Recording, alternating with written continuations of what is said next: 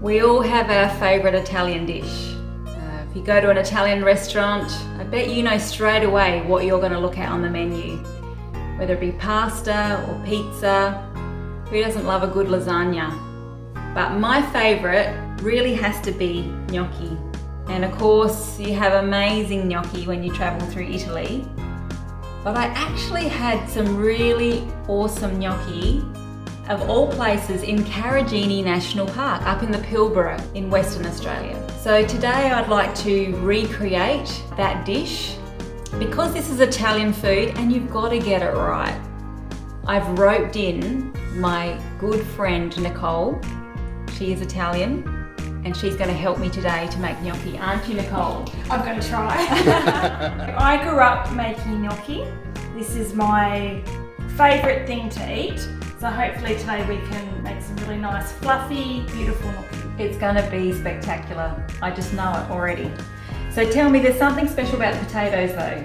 Yes, I like to use the brushed ones, particularly because they are extra starchy.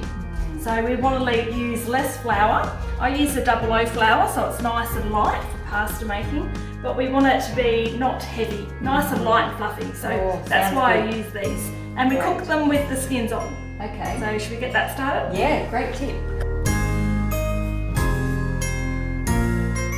Okay, so I've got the water on the stove. It doesn't need to come to the boil to put the potatoes in, and I don't salt the water, so it's pretty quick and simple. You just put them in, bring it to the boil and cook them through till they're nice and soft. Lid on.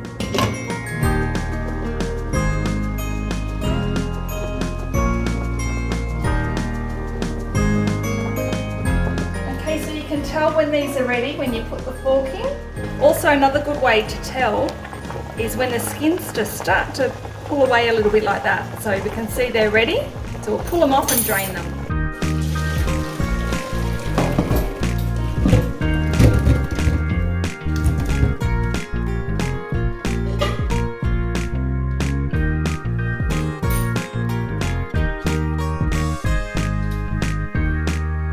It's hot work. I'm trying not to burn our fingers.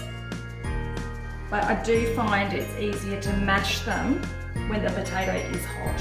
Okay. So if you don't have a potato ricer, which is what we're going to use today, you can use the masher, but you just got to make sure you don't get the lumps in it. I do find the ricer is a bit more aerated when you put it through, which makes the dough nice and light and fluffy. I noticed that we didn't put any salt in the water when you put the potatoes in. So I sort of feel like when we do the dough, that's when I salt and pepper it and season it. Okay, yeah. But I cook them with the skins on because we want to keep potatoes nice and dry. We don't want to have a lot of water absorbed into them because that'll just make it sloppy. And it also keeps the nutrients in the potatoes too. So that's another reason why I keep the skins on, and then we just season them as we go as well with a bit of salt and just white pepper. I'm making a mess! Destroying my gnocchi. She won't have me back! I know It's so hot! They're so hot. So what do you want me to do with these eggs? If you can separate the yolk with the whites, that would be really great, because today we're just going to use the yolks with the flour. You can use a whole egg. I like to use the whites in a pavlova, so I usually separate them. But I do find just using the yolks, you get a nice rich colour with your gnocchi. I feel like that's all you really need in it. So we're just going to mash the potato through this ricer now. Straight onto the bench. This is the Italian way. And see how nice and light fluffy it is? 10 out. It's great. So this is our potato that's been through the ricer. Now, like I mentioned before with the seasoning, I really prefer to season it when we're cooking. When we're boiling the gnocchi and then also in our sauce, that's where the flavour is. Just for the basic dough, I just do a little bit of salt and a little bit of pepper. I like the white pepper, but you're not necessarily season it to taste here. Let's add the egg. You don't want to add too much flour with gnocchi. That's the secret you were saying earlier, hey? That's exactly right. It's just to bind it. When you do a big quantity like this, it's kind of hard to know how much to put in. So a lot of it is how it feels.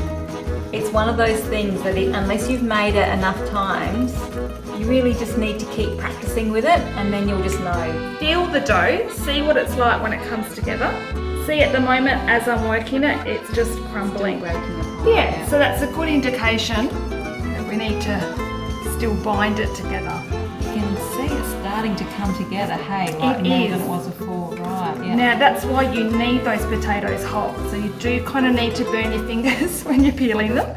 Okay, so see how that's actually come together really nicely. And you know when it's ready, when you can bring It's it up. actually like a dough now, isn't it? Like it's not like crumbly potato, it's No. actually really like a... But the great thing with gnocchi dough, which is a bit different from other doughs, is that we don't have to let it rest. So we can actually work with it straight away, which is really good. So this is a really big dough. We know that most people probably aren't going to make a size this size. Of course, this is an Italian recipe and Nicole does come from an Italian family. We're going to keep in true Italian tradition, your family tradition, and we're going to enlist the help of Ashley, which is Nicole's daughter, to come and help us roll the gnocchi. Are you able to help us roll some gnocchi out for dinner? Sure. Great. It's a big dough, we need extra hands. So you know what to do. Roll it out. We're going to roll it out like a thin sausage. So how thick do we roll this out? You can do them really big if you want them, or you can do them smaller and prettier. So it really depends on what sauce you're making. Sometimes those big ones can be over dominant in your sauce, but sometimes you want that. So it really just depends. I like them to be about that size. Okay, so it's sort of in between. So I cut mine like little pillows. I like them a little bit lighter and delicate, and I just cut them like that. Okay, so with the gnocchi, once you've cut them, they're little light pillows like this. You might see them when you've eaten out that they have a pattern on them. Yeah. You can buy a gnocchi roller, and that's great because you can just roll it on the board. I just do it the way Mum taught me, which was on a fork. So I just rub some flour on my fork, I pop gnocchi on it, but I just push it over and roll it, and then I get the pattern.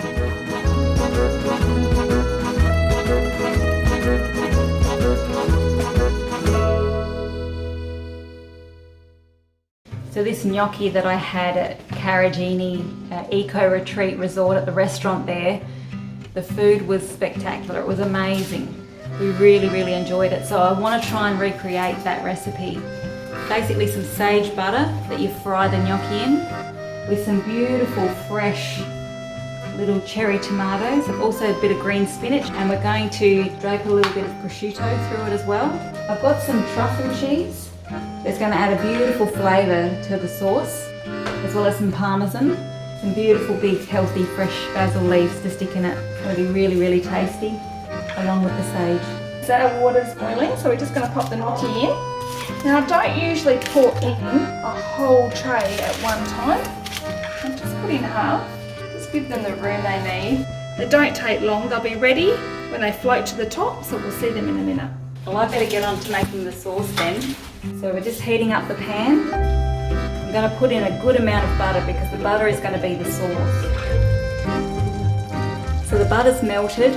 We're going to let the butter get brown, but in the meantime we're going to put the gnocchi in just so that they can start to fry already. But I do have a little bit of sage that I just want to put through just to flavour the butter. The butter's starting to get brown now. So now we're going to pop in the gnocchi. See, it's floating on the top. And Nicole said that it's cooked when it's floating on the top.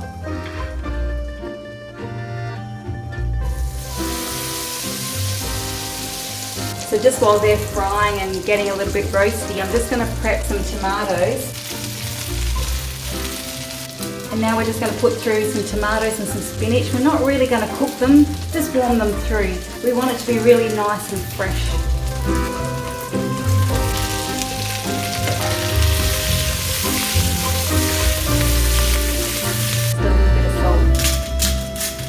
And while the pan's still hot, we're going to shave in some of this truffle cheese to melt through.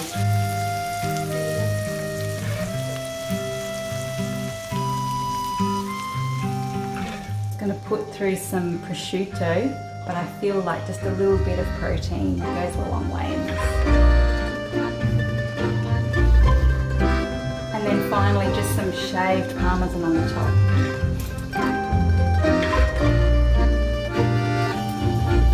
Basil leaves. And this is our gnocchi. How delicious does that look? That looks so yum. Yeah. Should we try some? Can't wait. Let me get some forks. What do you think? Yum. This looks so good. Got to get a little bit of everything. Hey Ash. Is that good? And they are beautiful and light. Good job. Yay. Tim's opened a special bottle of wine to celebrate this beautiful gnocchi. Molly Duca velvet glove. Little bit of lemon just to finish it off.